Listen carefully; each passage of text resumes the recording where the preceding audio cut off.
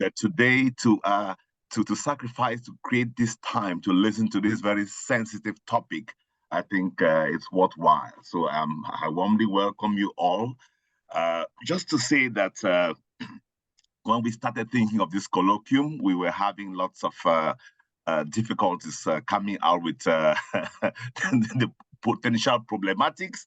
And I can see Sister Christy laughing out there because it was not easy. It was a back and forth, but fortunately we are there today. And we hope you're going to have a nice session.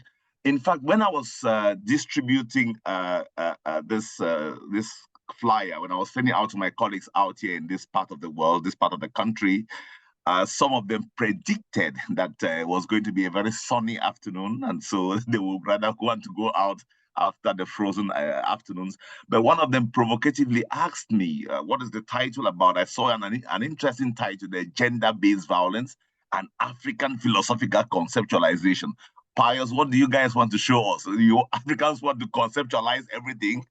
And effectively, I said, yes, we don't take your false universalisms for granted. And that's what we are doing in the Conversational School of Philosophy. And so I told him, no, come on, gender-based violence is a pervasive issue and has lots of things to do with our cultural norms, societal structure, gender roles, power dynamics, and social relationships, etc.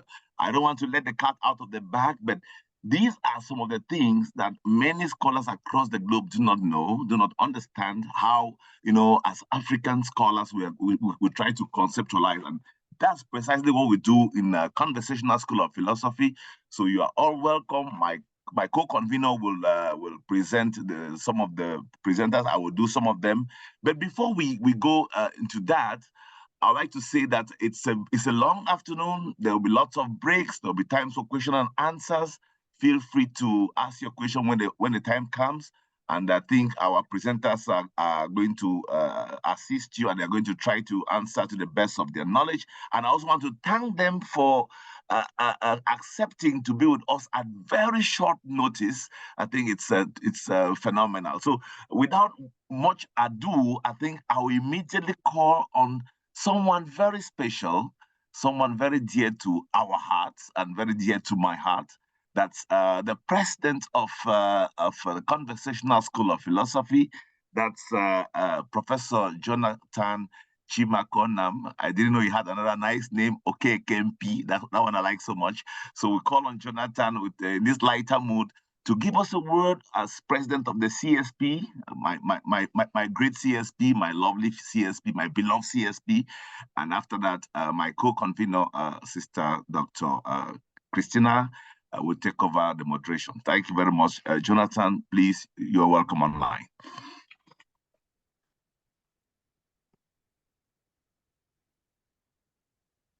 Your audio is off, please. Can you put on your audio? Can you hear me now? Yes. Yes, Jonathan. Okay, so thank you very much, Pius, for that warm comment. But you've never told me that I am dear to your heart before. You've never told me that before. Anyway, thank you very much. It's a wonderful day and a wonderful program that you and Christy are convening for this TSP. We are all very happy about it. And we have all come out again to show our support and to learn from the array of scholars that you people have assembled to do justice to the topic of gender-based violence.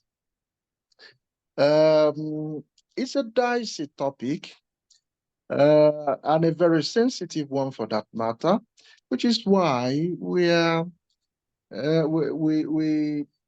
find it of importance to put together this sort of event to discuss it. And specifically, the conceptualization of gender-based violence from the African philosophical perspective. In this age of coloniality and decoloniality, and when scholars from various places in the global south are beginning to pick up the thesis and try to challenge the hegemony that has given us all manner of ideas. It is not that we are out to reject whatever that has come our way from other cultures, but to interrogate them, to engage with them, and to find ways of harmonizing knowledges from different places. The topic of gender-based violence is a serious one, especially in this era of posts after the end of decades after the end of colonialism, where we have begun to notice the serious impact of colonial culture and legacy in our cultures in Africa. We know, of course, that Europe was eminently patriarchal and marginalized and subordinated women. And when the colonialists came, they came with this culture, influenced our people, and our men began to behave, some of our men began to behave like the typical European man in a bid to demonstrate their so-called acquisition of the new civilization. All right, and with time, decades passed, and these different cultures in Africa have internalized these errors. All right, and there are new waves of contemporary thinkers who are beginning to even think as a result of the bad literature that they have consumed, authored by different Western scholars who never visited Africa for once, to begin to think that Africa, traditional Africa, was eminently patriarchal and marginalized and subordinated women. In any case, today we are going to enjoy ideas from the eminent scholars that are going to be educating us today.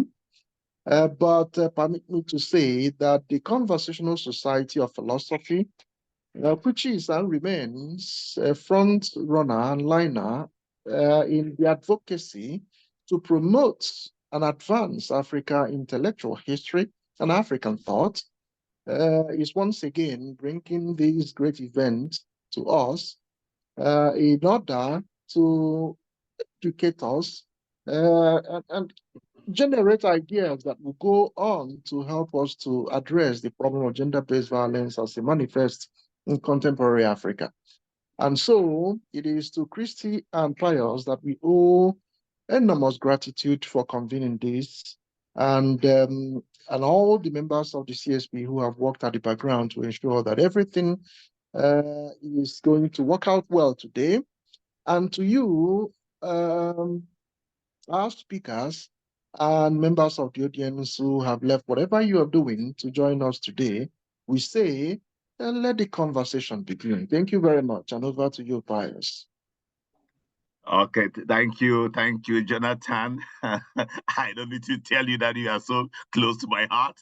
You have seen that for the past years, and thanks for these very nice words. Thanks for these inspiring words from the president of CSP. I want to welcome everyone coming. I see some students here from Leiden University. Very good. Well, you're welcome, Inga, and the others. Sister Christy Idika, you have the floor. Moderator, please write over the program. I wish you all the best. Thank you.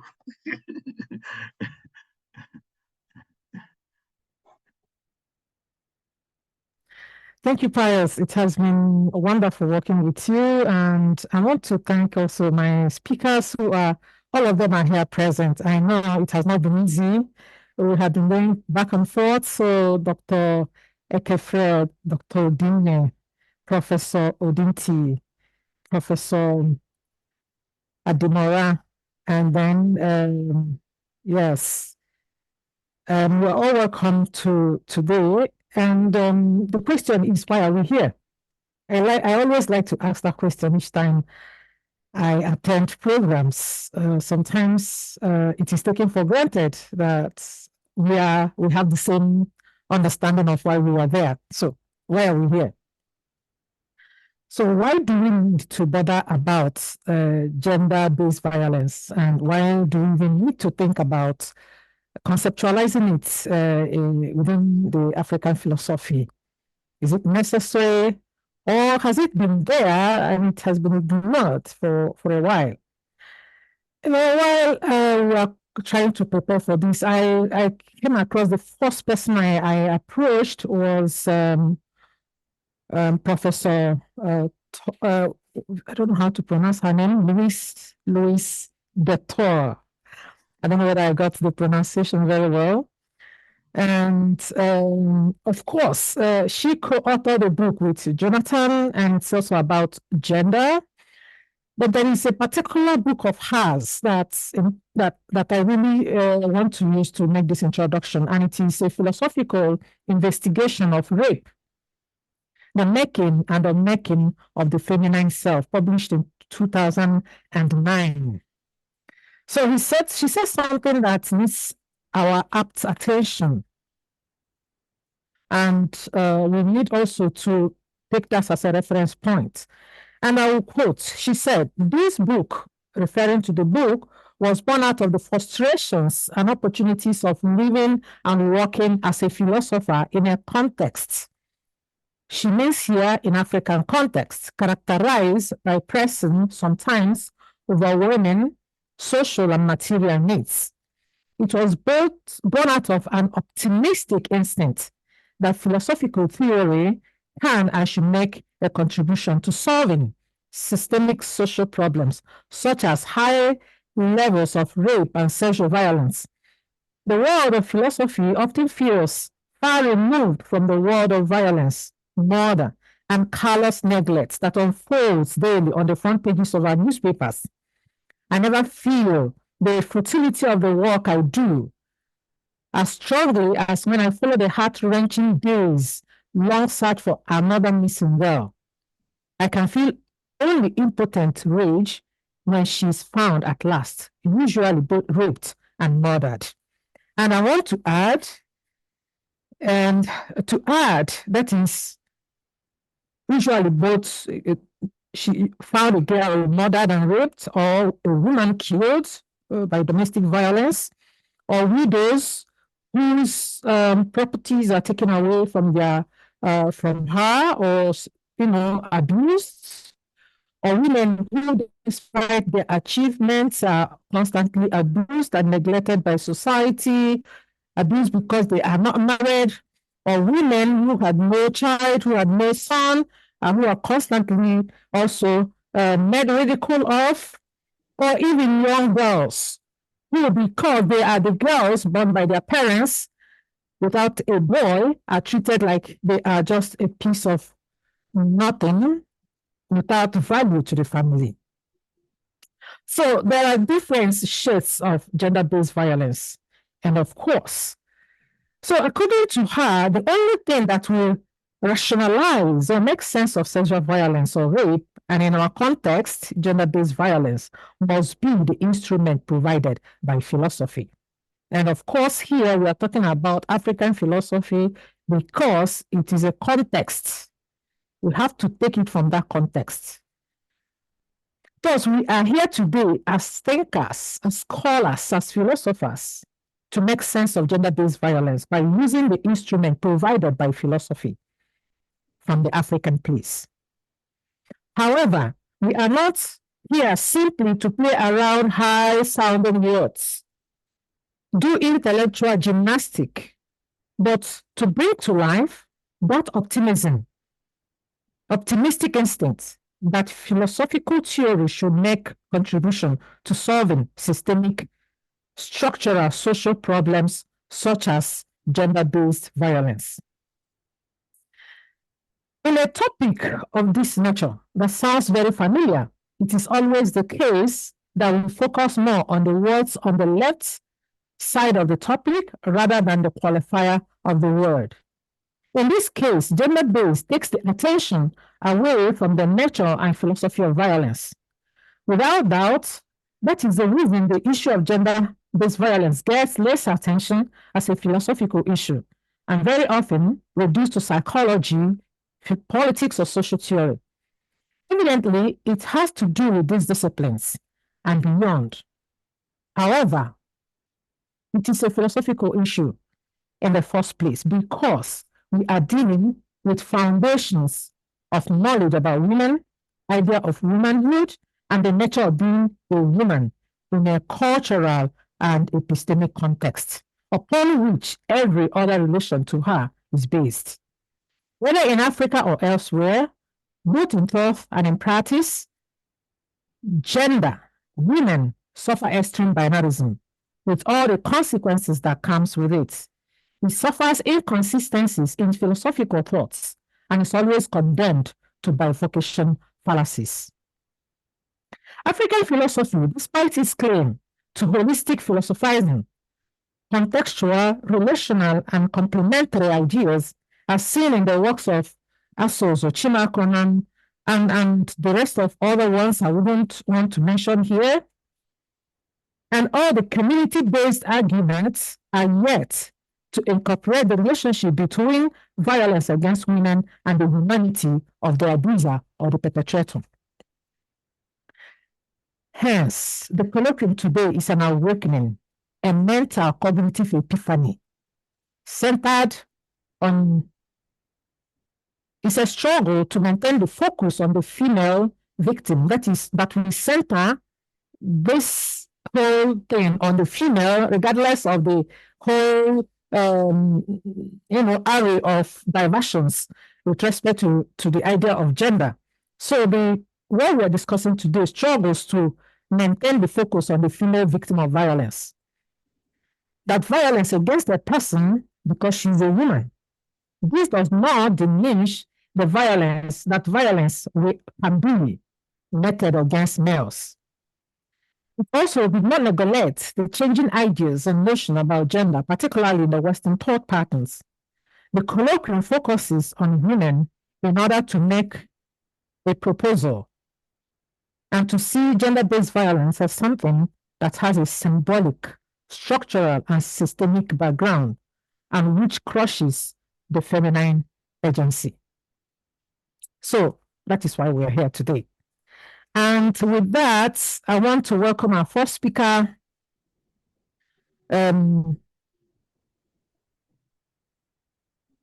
want to welcome our first speaker, Professor Onditi.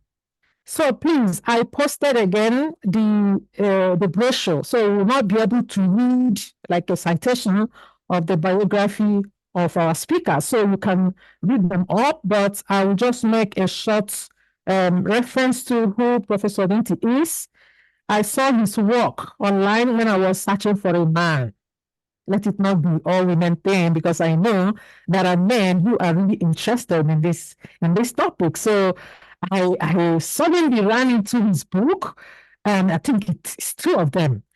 I started calling his office because I didn't want to send a mail. I've sent mails and people are not responding. I said, no, I'm going to call him.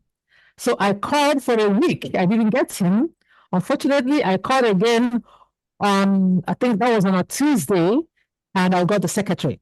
The secretary gave me his personal number. It was for me so amazing. So I now called him early in the morning because we have our difference between Kenya and Germany. So I called him and he picked. My goodness, he trusted the voice. He trusted the person talking, and he cooperated immediately. And because of that, I'm so grateful. I am so grateful. He is a professor of conflictology and head of department, School of International Relations and Diplomacy, Riara University, Nairobi, Kenya. He's quite versatile, and with regards to violence in different contexts with respect to Africa. So he will share with us today his own views about that. And his topic that he's going to talk with us is Homo humanicus versus Homo humanicus. That is a big word, but let's see what it is all about. Please help me to welcome Professor Onditi. Thank you very much, Christine and Pius and distinguished organizers and everybody that is participating in this very, very important conference on gender-based violence, and the enthusiasm and the motivation that Christine approaches this conference and the planning and approaching different people, the way she had a very positive and constructive conversation with me, as she has alluded. It was such an important, part of my planning that I would set aside what I had planned ahead to do such a day to give us support. And especially the fact that this conference is trying to visualize, or rather to bring to the visibility of the African philosophy. Most of the time, African ideas, African models, and African theoretical thinking have been swept under the carpet just because of misinterpretation and what I call nonsensical, rapprochement of knowledge production and consumption that is dominated, by the West, as it were, from the beginning. So I'm so grateful. I'll just share with you some of the ideas that I've gotten into my research. I research on conflict, but within that space of conflict, there is a very big component of gender in terms of how the burden of conflict is disproportionately distributed across gender. And that, I think that's why Christine and Dr. Christine and the team felt that I would be part and parcel of this colloquium. I have done quite a number of books, but 3 of them are on violence and gender in different spaces across Africa, and other examples from all over. And so I will try to minimize the usage of bandage by just putting on so that we can be able to have this communication. I don't know, Christine, how long you want me to do these. Is it 5 minutes or 10 minutes? Or I wouldn't want to spend a lot of time, but I want more time in terms of engagement and moving forward. So please, the control. Okay, you have an average of 25 to 30 minutes. But Okay. if you want more time to engage, you can also reduce to 20. So you have, because all of you will have a portion of 40 minutes. That means within that 40 minutes is included the discussions, the questions, and everything. Thank you. Also, yeah, great. Thank you. Thank you, Dr. Christine. You're so generous and very constructive, I would say, in your approach to issues. And so just to be a bit official, the organizers of this conference, colleagues from University of Erfurt, Germany, that is Dr. Christina, and Leiden University, Professor Pius, distinguished colleagues, scholars, students, and all present, a very good morning. And of course, depending on where we are located on this planet Earth. I will share with you my thoughts about what people have constructed to be the truth.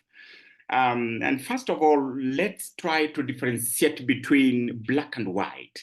That is good versus evil. How we have been socialized to construct good and evil vis-a-vis gender-based violence, because gender-based violence is one of those subjects that are very sensitive. But I can also add that it is very insensitive. It's very insensitive because it is sometimes lopsided. We tend to think about women as opposed to both men and women, and especially when we fail to understand both men and women are a part and parcel of nature, and therefore closing one eye to make the world believe that you can make good of it, I think it is misguiding. And my present here, I think I'll try to see how to provide some insight based on my research and my work on gender, on the burden of conflict across gender, especially from the African perspective. something that is important for us to know, especially when Dr. Christine made this proposal, what struck my mind was how the society has been formulated and socialized to think about what is good and what is bad. I will begin by giving you an example from Kenya in terms of gender-based violence, whether that is the truth or it's untruth. Many years ago, when the Kenyan society was still, impressing the traditional values, the way marriage would take place was quite dramatic. I don't know whether it happens in other parts of Africa, but at least some of us growing up in 80s and having the stories of what used to happen, we used to, men wanting to marry, they would collect themselves. A group of 5 to 10, and they would go to stage in strategic places. For example, the pathways for women going to take water in the water pans, or places where women go to fetch firewood. And they would, in that group of 5 to 10 people, there would be a leader. There would be also the young people who are graduating into adulthood. And when they are graduating into adulthood, it means that they want to marry. And so they would wait for women going to fetch firewood or to fetch water, and all of a sudden they would not negotiate. They would kind of grab one of those women, young girls or whatever age they're going to, whatever duties they're going to perform, and that would be the beginning and the end of the ceremony. They would not do harm to the woman, but they would take this woman back home and would present her to the aunt. The aunt would be the brother to the would-be the husband or the husband to be. And in this case, the aunt would put this woman into some kind of a conversation and negotiation, and it is the aunt who would organize for some kind of ceremonies to officialize or to officiate this kind of engagement.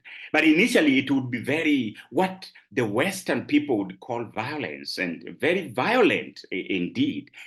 But interestingly, the women would not. There would be no backlash from the society. The society would accept that as a norm. And that continued up to late 80s, maybe mid 80s and late 80s in countries like Kenya and other East African countries, at least those that we would see and hear during our time. The question somebody would ask out of this would be, was that gender-based violence, or was it some kind of an African value system in practice, some kind of operationalization of value system? I will leave it for us to think and ponder around it. But I have also had time to read about Western philosophers, people like More, people like Mackenzie, and many others who have idealized the concept of bad and evil.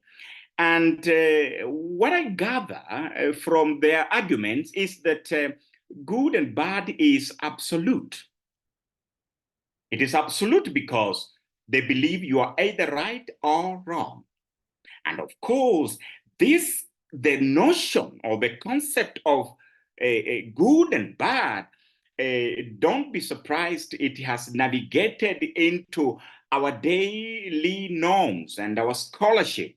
In fact, it is on the basis of good and bad that we drive the right-based approach to gender-based violence, as it is propagated by the West, or as it is a modern scholarship. And that is the scholarship that we have all consumed. But we must start questioning some of these scholarship and ideas, because in an African value system, there are ways things were done that are not necessarily physically harming people.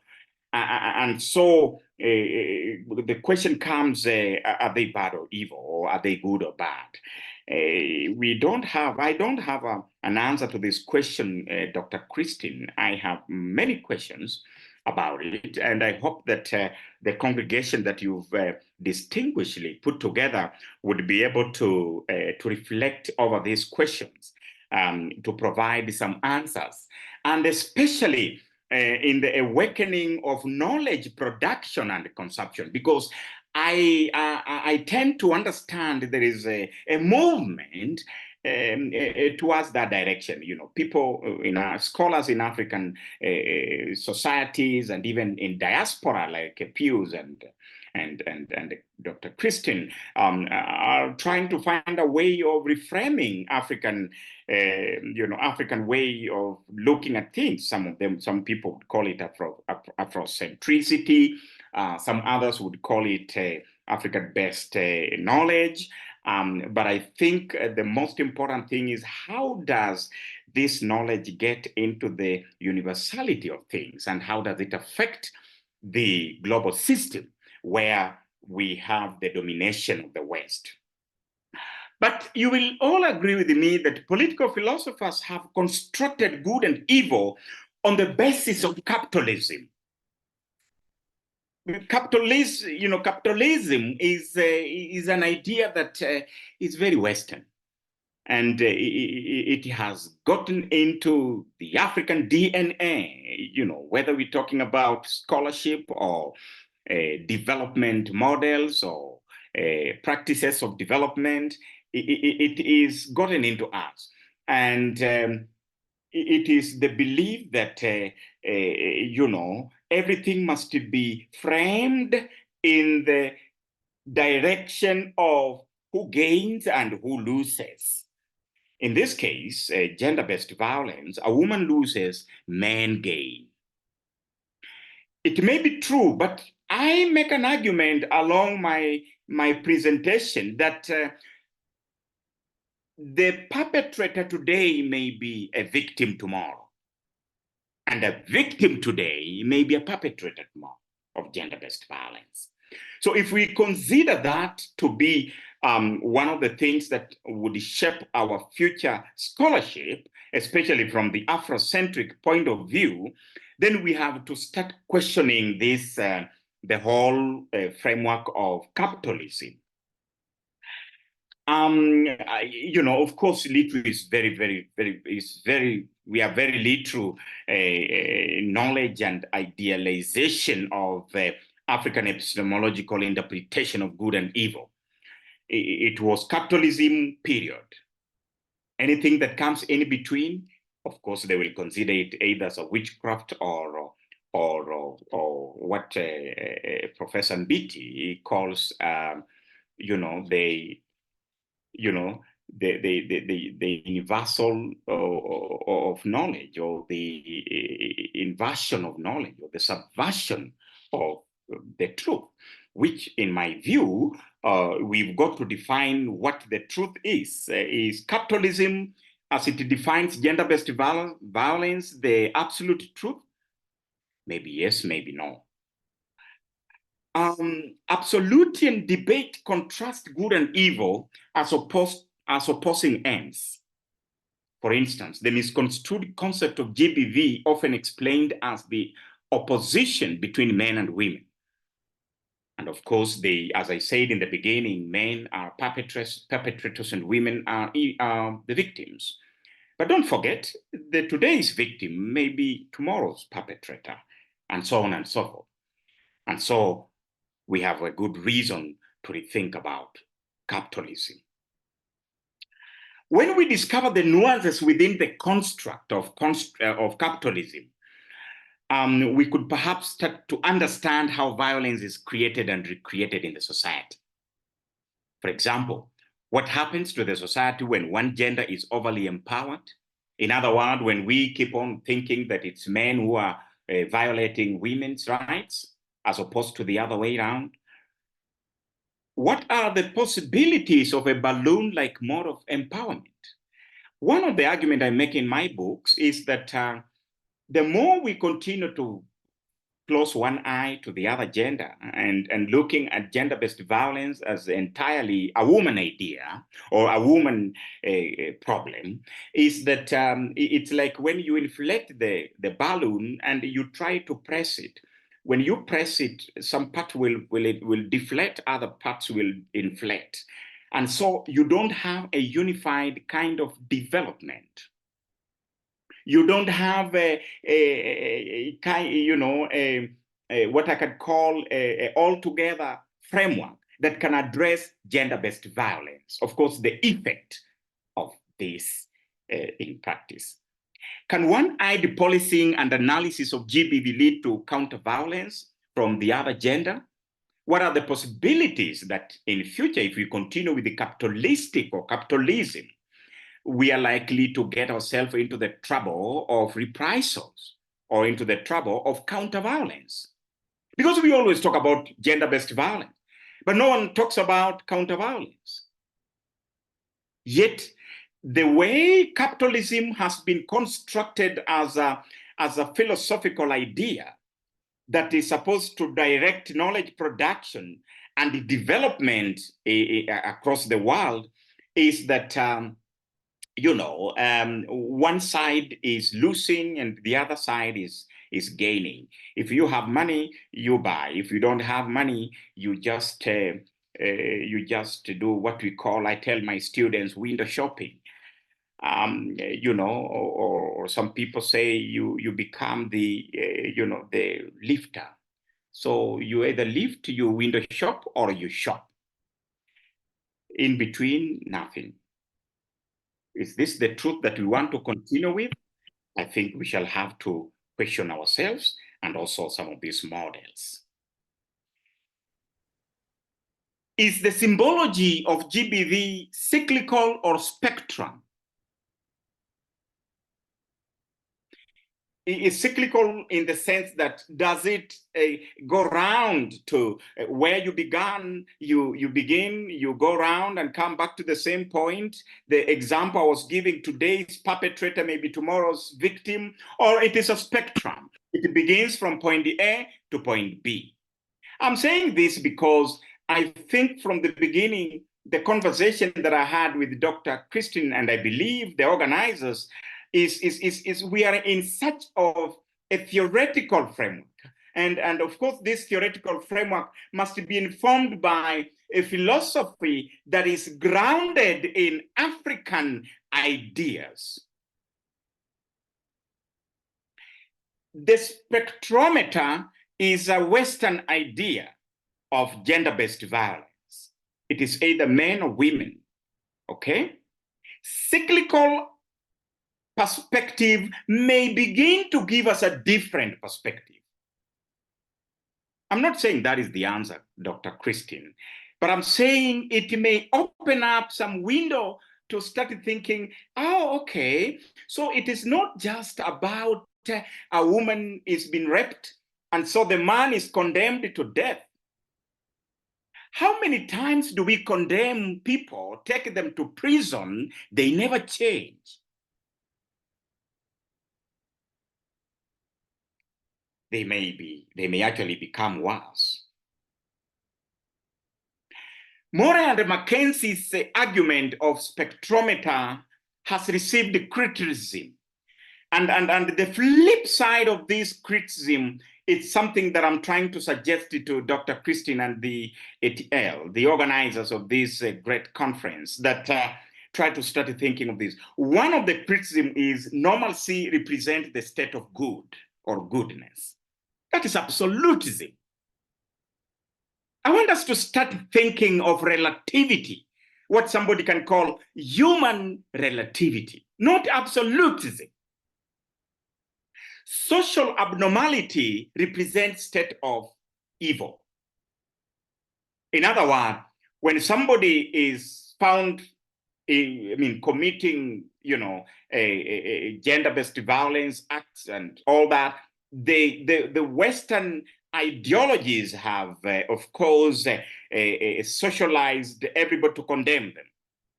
Yes, it's a wrong thing to to rape. It's a wrong thing to exclude people from mainstream development, etc., etc. But it's also a wrong thing to condemn to totality. Then we become absolutists.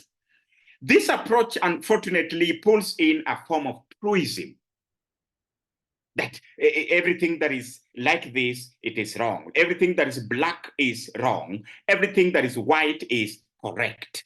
Everything that is white is good. Everything that is black is bad.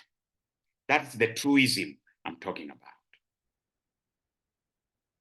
These great philosophers, and I have a lot of respect for them, because they have very good proposals on how the world need to look at things. They assume that life events are homogeneous, that everybody is the same, and so what happens to women is simply can be replicated to men, and so on and so forth and so on. Life is either right or wrong. And that is what I call in my paper spectrumist argument, as opposed to cyclical approach to view of it. In view of the good and bad evil debate, does the Western, that is the capitalism, interpretation of GBV make sense to Afrocentric scholarship? I think this is a very important question that we need to grapple with. The principle of gender equality, and of course GBV comes in, is continuously concerned with the exclusion of women from labor streams. That is the genesis of it. I mean, that is how it began. Women are not part and parcel of the labor, the cost of, or rather the remuneration that was given to men and women was obviously different. So it's very economical, very, very economical in its sense. It doesn't have the social cultural inclination of the African society. These inequalities are more often attributed to the failure of economics of capitalism. Of course, the reason why the society is still biased against women, and we still have issues of rape and vices against women and of course men, it's because we have a wrong framework, a framework that does not look at the relationship from a human nature perspective, but it look at it from purely economic perspective. However, the Ubuntu philosophy and the social value system on which the African society is established is actually premised on understanding that the problem of underdevelopment is not just a question of economics. It is not. It is politics, systemic, ideological, institutional, and of course, epistemological. We first of all have to understand what is the African idea of the scenario that I gave in the beginning of my presentation, where men were organized. They never did physical harm against the woman, but the intention was to graduate somebody into adulthood. And so they did not have any other means of doing it. Their form of negotiation was to do that, what I described. And then, of course, that would be followed by some kind of negotiation and a dialogue. And unfortunately, we don't have a documentation of that a lot. But I'm sure it could be a very good lesson for us to start rethinking, especially as we begin to look at gender-based violence from a human nature perspective, as opposed to just a woman perspective. Okay, and so there are 4 things I want us to know. The contrast between the Ubuntu philosophy and the Western capitalism. One is the Ubuntu struggle relates to the transformative capability of individual to influence others towards a desirable status. And so there are 3 things that the Ubuntu brings on the table as far as the struggle is concerned. The struggle in this case is to make sure that we are using the right framework in analysis. And of course, when we are providing interventions and policies and legislations, they have to be guided by one, thought leadership, two, thought liberation, and three, critical consciousness. These three ideas have been developed very well by most of the scholars from South Africa. To be specific, Professor Gumede has made a great contribution towards this, and many other scholars. I've done this to ensure that we understand the Ubuntu properly. However, the concept of power, which of course equates capitalism, is positively correlated with the term empower. Of course, if you open any document about women, gender equality, you will see empowerment several times. If you are to do text analysis, you would see 100 times out of 2 pages of a book, of a document.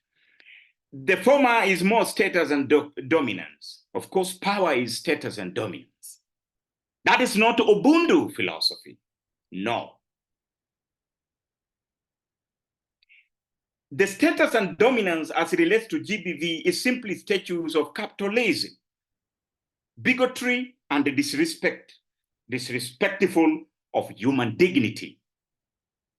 I bring dignity because when we talk about GBV, we talk about dignity quite a lot because when a woman is raped, her dignity has been eroded. Something that you can call bad, it's evil actually, it's not correct. The problem is how we frame this. The orthodoxy gender equity or gender equality campaign with its ontological construct of the homo humanicus and the genderism epistemology advances the one-eyed perspective. That is my observation. But the evolving context of the obtruse gender equality has increasingly given rise to moral question. And the moral question here is the ability of conventional models of development, including gender equality and GBV frameworks, to create a balanced scholarship. What somebody was talking about, universality of analysis. And most of the time when we try to introduce the African ideas of philosophy in the global system, I study global system because I study conflict from all the way from the grassroots to the international level. And every time we look at African ideas, they get marginalized. They don't see the light of the day. They will either call it witchcraft or it is not scientific enough to be either accepted into the community of scientists.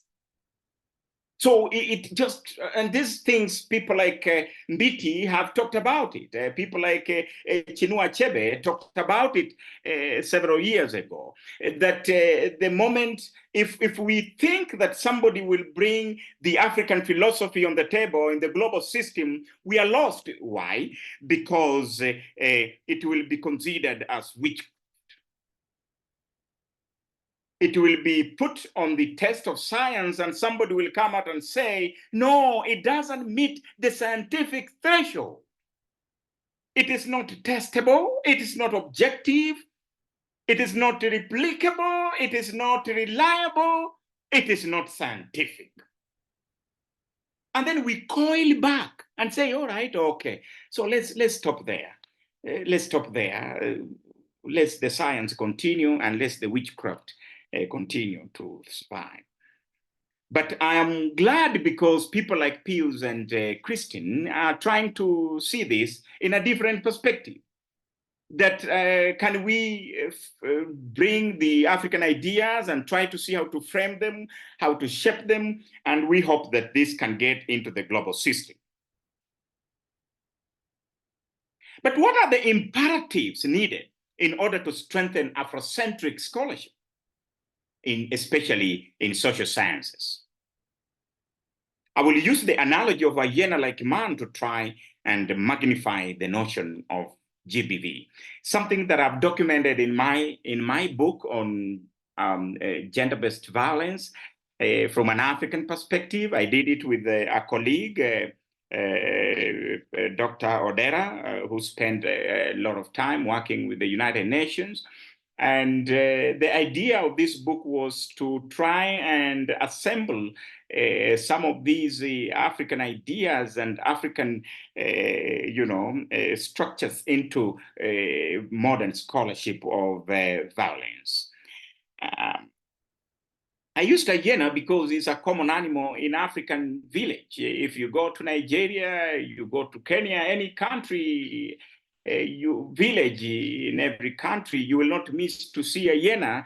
When people were growing up in different rural villages, there were obviously a lot of stories told about a hyena. And it was an animal that some of us, when we were growing up in the rural areas, you wouldn't dare. I mean, you dare go at night because you would meet the strength of a hyena, and you would be lucky if you go back home alive. And so that explains my use of it. Professor Francis, you have 3 minutes. I've been writing for you on the chat, but I'm not sure you are reading it. Okay. Okay, so I will move a bit faster just to highlight a few of those things. In this analogy, human nature debate, violence space comprise 3 things, and this is quite a bit of my proposal. Bioculture, that is the individual's biological setup, and the mind are all conjoined. Macro environment, socio-political and technological is also part of it, and the virtue system and attitude of parties to the violence are also part of it. And on this account, violence is seen as both social and natural. And of course, as we have utilized this metaphor in different ways, hyena comes in very, very handy because when you look at nature, man and the woman together in that broadness, then it tells you how much each one of them can utilize the physical environment and the social setup or the social fabrics of the society. Of course, I don't want to justify or qualify the use of animals in African philosophy because this is something that has already been done. And in practice, we have, for example, in Uganda, totems are integral part of the family unit. They are regarded as symbol of authority. In some other places, they are a source of communal protection. And of course, in the modern society, they are a part of environmental preservation. I will ask for 3 more minutes so that I can be able to finalize without rushing, but at the same time respecting Christine's moderation. Thus, if violence is a product of societal evolution, then its resolution lies in the evolution process. One way of resolving the problem of violence is not capitalism, but is to ensure the problem is precisely framed. The question is capitalism or human nature phenomenon. Okay? The theoretical framing has to contain 3 or 4 things. One is violence is physical, emotional, and psychological. Violence is also a form of conflict. And family institution is key. And then finally, violence is neither a form of conflict resolution nor a typology of conflict. Just like a hyena is neither a cat nor belongs to the family of dogs. It's an animal that is quite in between. You can't classify that animal very, very precisely.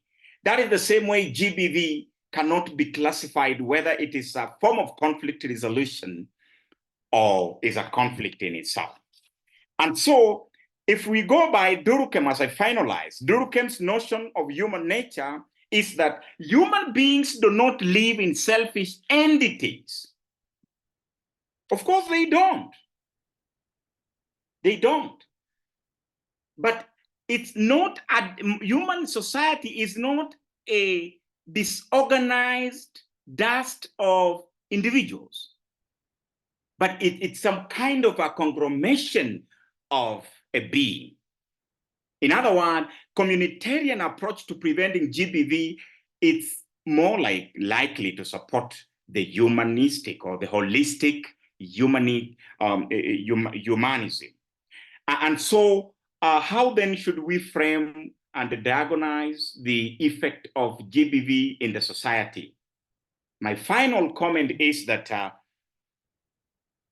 which is in form of a question, of course, we would like to ask ourselves, should GBV scholarship continue with the capitalism, which is homo humanicus, that is just one-eyed approach, struggle with Western dominance, absolutism, and balloon-like structures, or should we embrace the human nature communitarian debate, in this case, which is the homo humanicus? In this case, we shall advance solidarity, critical consciousness, and human relativity, as opposed to absolutism, as it were, from the capitalism philosophies. Thank you. Back to Christian. Thank you very much, Francis. That was okay. 2 minutes just over your time. So we waste time. So we have at least 8 minutes now for questions. I mean, we'll still have questions at the end of the whole presentation, but in case there are urgent questions for him, we are ready to take it right now. I will just collect questions and then he will answer. And please be straight to the point. If you talk more than 2 seconds without asking the question, I'll cut you out. Okay? That would not be disrespectful. All right. Paul, Michael, you. All right. Go ahead with your question. Thank you very much, Christian. And then thank you, Prof. My question is with regards to the first example that was used to describe the nature of the cultural practice where young men would go and capture young ladies, just the word capture.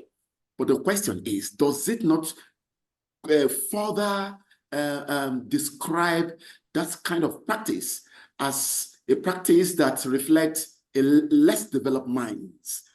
Because it strips the women of the idea of consent. There is no consent involved. So these are the question I hope to ask. Thank you. Okay, if there is no other question, I will let Professor Onditi to go ahead and answer that.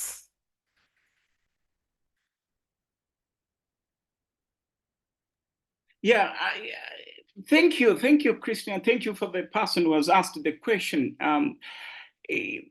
First of all, with the due respect, we need to decolonize the way we conceptualize the wrong and the bad. In a society that accepts certain practices, for example, I did say that the dignity of a woman in that practice, which was very common in Kenya in 80s and 70s and going back pre-colonial, it was a norm, it was acceptable. And there were mechanisms put in place in the society. One, and the rules, of course. One, there will be no harm to the woman. Secondly, there would be a standby, somebody in the name of an aunt. An aunt is a sister to your father in the African setup. And so the aunt would now be the negotiator. Once that has happened, the man would not just fix you into some kind of a bush or into some kind of a hut in the village. No, they would present you to some kind of a mechanism, and that process would be done with precision. And at the end, it would be determined whether things like whether your relatives or whether there is something wrong on the side of the woman or the man, all those questions would be certified. And then after certification, then the aunt would hand over the woman to the man. And so, yes, it might begin as if it's violent, but we also need to interrogate, this concept of consent. What goes into consent, because that is what the white people told us. Consent is where somebody has to say yes, fine, but in this case, the woman is not resisting as such, but is a form of negotiation that you can call, a bit, going through the structures, as it were. I would have a problem if there was no post-mortem of the same, or if there were no mechanisms to hand over the woman peacefully to the man. Because that means that somebody would just be dragged and without doing ground checks, it would be a family has been established. But in this case, there were mechanisms. Unfortunately, as it is with the other cases in other parts of the world, of Africa, it was not documented. Of course, that is the weakness of African philosophies and ideas. They have not been documented.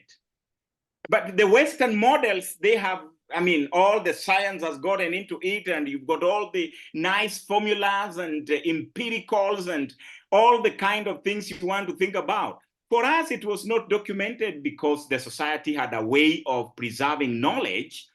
But I can tell you, I may not conclude that that act I've described was wrong or bad, but what I can tell you is that, there was a mechanism of verification. But secondly, we have to continuously interrogate some of these notions that the white people have imposed on us. For example, consent, and for example, what is right and what is wrong. Okay. Thank you so much for that extent of the question. I think you've said something that is now going to create some provocations, and I'm calling on Jonathan to ask his question.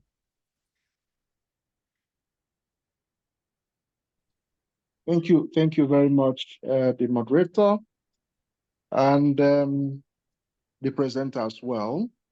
Mine is more like a contribution, as brief as I can be, concerning the question that Paul Michael asked, which he has repeated in the chat there. I think it's important, as Professor Onditi tried to explain, for you to understand the cultural milieu in which this very practice took place. Okay, so for a median, for a man to come, to you in that manner and take you, is something that every median wants. Is something that grounds your womanhood, that you're needed, that you're loved, that you're appreciated by someone. It's something special. It's not all women in those traditional societies that get the luck of being approached by one man or the other, taken by one man or the other, and all that. And again, you have to understand, even though Professor Onditi did not stress it, all right, the consent is always there. If a woman did not like the person who has jumped out of the bush to scoop her up, the woman will resist. And once the woman resists, the man will get the message that, hey, I'm not lucky today, and will let go. So consent is always there, all right? Just not the way it's taught in the Western literature these days. So that's my contribution. Thank you very much for that thought-provoking talk. I learned a lot from it. Okay, so thank you so much, Dr. Jonathan, for that clarification. And again, once again, thank you, Professor Francis Onditi. That is, I am so appreciative that you finally made it. I hope you could stay with us till the end so you can make your inputs, and maybe at the end there might be questions. But I want to just emphasize 2 points. When you say relativity, we should also have in mind that there is a relationship difference between relativism and relativity. And I guess what he's trying to say here is what we as a conversational school of philosophy called relationship within the African methodology in our African thoughts. And then, of course, the idea of consent, we must not take it out of the historical context where this has taken place. So